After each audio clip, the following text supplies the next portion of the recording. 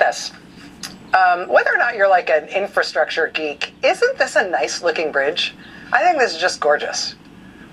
I grew up in the East Bay in Northern California. When I was a little kid, every time we'd drive over the Bay Bridge from the East Bay to San Francisco, I would drive myself nuts trying to figure out how on earth they could ever build a big, long bridge like that.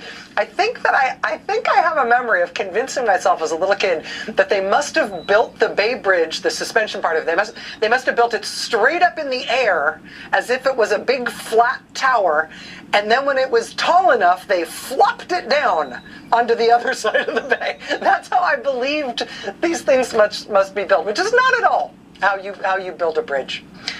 This, in fact, is how you build a bridge. This is a time-lapse video that shows how this one in particular was built out from each side of the span, both sides building toward the middle.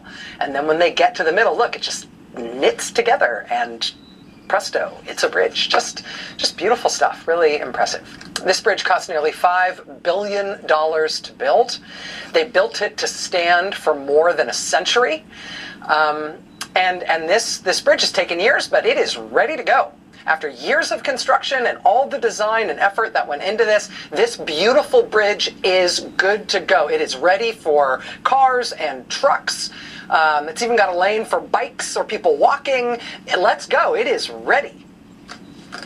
But of course, there's a reason I'm not showing you pictures of cars and trucks and bikes and walkers on that bridge, because let's not go after all. Even though this thing is ready to be used, even though it is done, even though the ribbon cutting and the opening ceremony were set for this past Friday, which could have meant that people could be walking and driving and cycling across that bridge right now as I speak. Nevertheless, it is still closed. It is totally done and ready, but it is still closed because guess why? Or should I say, guess who?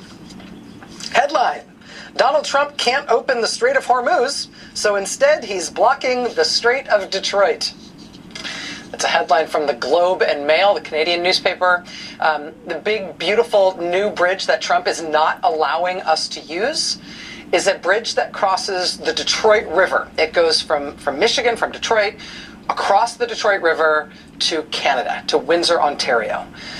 Canada fully for this bridge. It is ready to be opened. It will be the biggest U.S. border crossing in Canada. It will be one of the most important routes for trade in the entire world, the single most important one with one of our two most important trading partners, Canada. But Trump won't let anybody use it, even though it's ready to be driven on. See, this is why we can't have nice things.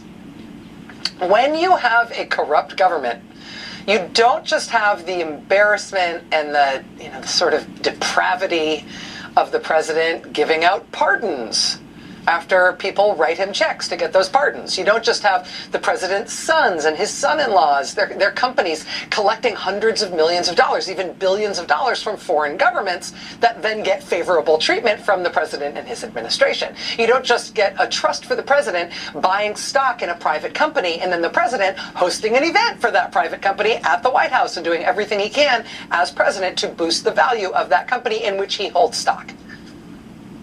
While the White House insists that categorically, just because he's president, he can't have a conflict of interest. It's like dividing by zero. Doesn't make sense. Sure. I mean, with a profoundly and really shamelessly corrupt president, you do get all of those things I just described, but you also get very practical consequences. You get a perfectly good, totally useful bridge that you're not allowed to use. It was supposed to open Friday. It is not open because Trump says he doesn't want it open.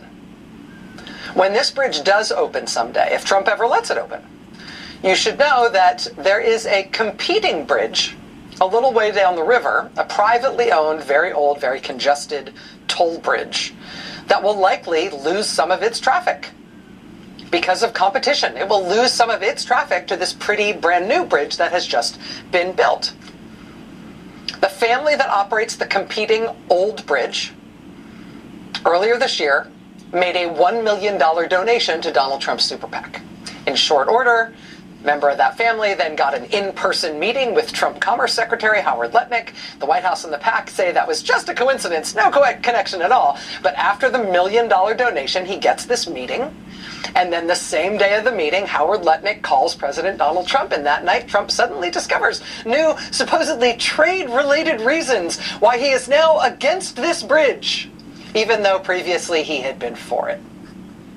The one family in the world that will financially not benefit from this bridge being open pays Donald Trump's super PAC $1 million, and wouldn't you know it, Donald Trump suddenly decides that he has reasons for taking their side and opposing the opening of the bridge, which again he used to support.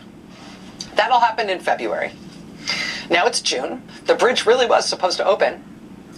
It was going to open. The invitations had gone out for Friday's ribbon cutting and Friday's opening ceremony. They had already put together and put out to the public the video instructions telling you how to put the toll ticket for the new bridge on your windshield. Or if you drive a commercial truck, you can put it on the license plate frame of your truck. Or if you drive a motorcycle, you can put the toll sticker thing on the headlight of your motorcycle. I had no idea. They've put on all these instructions. They're ready to cut the ribbon. They are ready to go. The bridge is ready for traffic, but nope. Donald Trump says no. Headline in Ontario Construction News. Gordy Howe International Bridge opening delayed again. No date in sight. The Trump administration is insisting that this bridge should not be allowed to open because, heaven forbid, a MAGA donor be inconvenienced. One billionaire family that donates to Donald Trump, heaven forbid they be inconvenienced. Because that, to a corrupt administration, that is way worse than literally tens of thousands of people a day being deprived of the use of this fully built, fully paid for, ready to open, state-of-the-art, brand new, beautiful bridge. This is why we can't have nice things. Corruption. Corruption is why we can't have nice things. Speaking of toll crossings, looks like there's now going to be tolls for anybody who wants to cross the Strait of Hormuz.